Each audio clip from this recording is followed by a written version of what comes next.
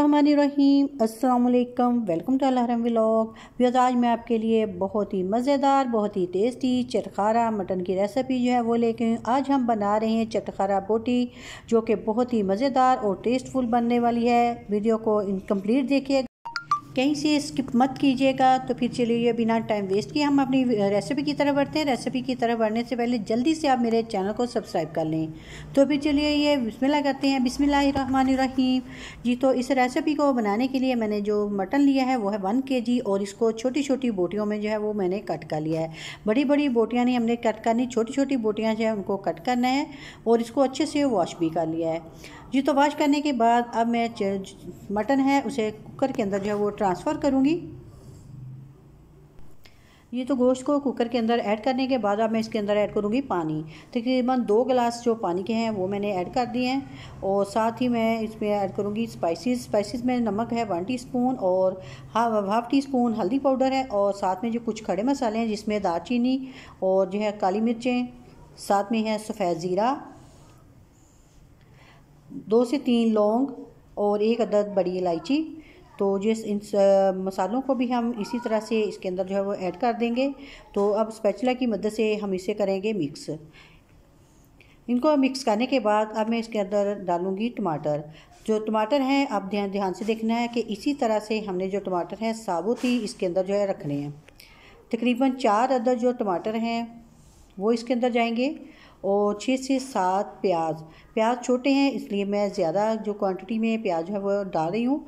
जो तकरीबन 6 से 7 प्याज जो हैं वो मैं इसके अंदर जो है वो इसी तरह से साबुत जो हैं उनको भी इसी तरह से सेट कर दूँगी, और साथ में 6 से 7 जवे लहसुन के जो हैं वो भी हम ऐड कर देंगे।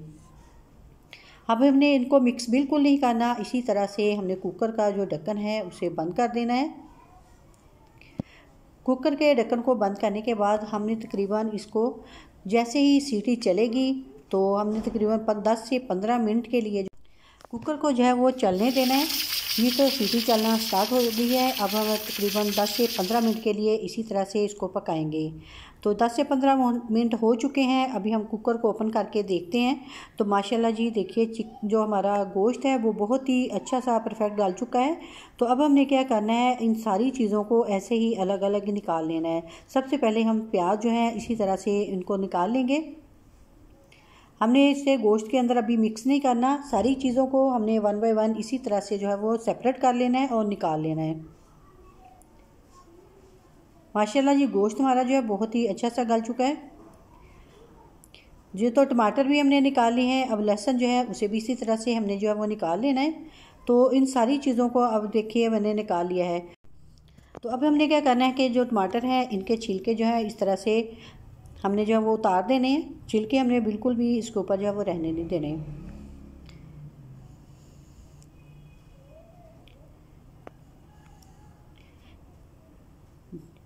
ये तो मैंने सारे छिलके जो हैं उनको उतार दिया है। अब हमने लेनी है कढ़ाई, और इसके अंदर डालेंगे ऑयल।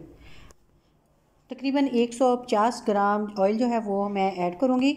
तो ऑयल ऐड करने के बाद अब मैं इसके अंदर ऐड करूँगी लहसुन। जो सबसे पहले चीज़ हमने ऐड करनी है वो है लहसुन।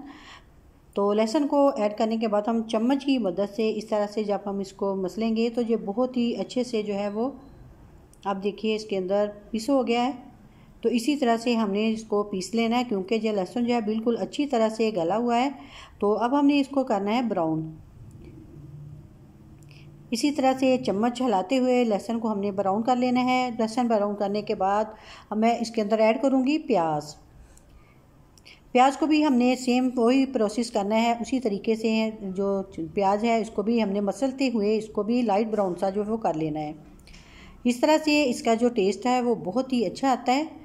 तो जैसे ही प्याज जो है वो हल्के से ब्राउन हो गए, और अब इसके अंदर मैं ऐड करूँगी टमाटर। तो टमाटरों को भी ऐड करने के बाद उसी तरह से हमने चम्मच की मदद से ही इसको जो है इस तरह से मसलते जाना है, और जो बिल्कुल बहुत अच्छे से जो है आप देखिए पीस हो गए हैं। तो इस तरह से हमने इसका करना है मसाला रेडी।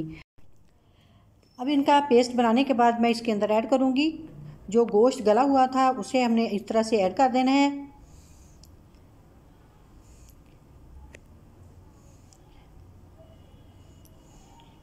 गोश्त को ऐड करने के बाद मैं इसे मज़ीद जो है वो भूनूंगी। अब मैंने इसके अंदर ऐड कर दिया है अदरक, 1 टेबलस्पून के करीब अदरक है।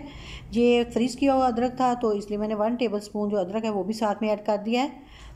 जी, तब स्पाइसेस में ऐड कर रही हूँ। इसमें नमक मैंने 1 टीस्पून ऐड कर दिया है, 1/2 टेबलस्पून मैंने सुरख मिर्च पाउडर ऐड किया है और 1 टेबलस्पून भर के कढ़ाई गोश्त मसाले का ऐड कर दिया है। 1 टेबलस्पून ही इसके अंदर गया है गरम मसाला, 1 टेबलस्पून पिसा हुआ खुश्क धनिया। इन सारी स्पाइसेस को डालने के बाद हम इसे अच्छे से मिक्स करेंगे और साथ में तकरीबन 3 से 4 सब्ज़ मिर्चें जो हैं उनको भी चॉप करके तो इसके अंदर डाल के तो अच्छे से भून लेंगे। तब तक हमने भूनना है जब तक कि ये ऑयल जो है बिल्कुल अच्छे से ऊपर ना आ जाए। पानी जो है बिल्कुल भी ऐड नहीं करना क्योंकि हम चटखारा बोटी बना रहे हैं। और गार्निश के लिए जो 2 से 3 सब्ज़ मिर्चें जो हैं उनको हाफ कट करके तो इसके अंदर जो है वो ऐड कर दिया है और साथ में ऊपर से डाल दिया है गरम मसाला। ये तो माशाल्लाह से चटखारा बोटी जो है मटन की वो रेडी हो चुकी है। माशाल्लाह जी, सुबहान अल्लाह, बहुत ही मज़ेदार, बहुत ही टेस्टफुल जो चटखारा बोटी है वो रेडी हुई है। अगर आप एक दफ़ा बनाएंगे तो यकीन कीजिए कि आप यही कहेंगे कि बार बार इसी तरीके से हम जी चटखारा बोटी जो है बनाएं। जी, तो ज़रूरी नहीं कि जे आप मटन से ही बनाएं, आप बीफ जो है वो भी ले सकते हैं तो उससे भी ये चटखारा बोटी जो है बहुत ही मज़ेदार टेस्टफुल बनती है। तो माशाल्लाह ये देखिए कितनी सॉफ्ट और नरम सी जो चटखारा बोटी हमारी रेडी हुई है। अगर आपको ये रेसिपी पसंद आई है तो प्लीज़ लाइक ज़रूर करें। आपकी तरफ से ये प्यार होता है, मोहब्बत होती है, इनाम होता है।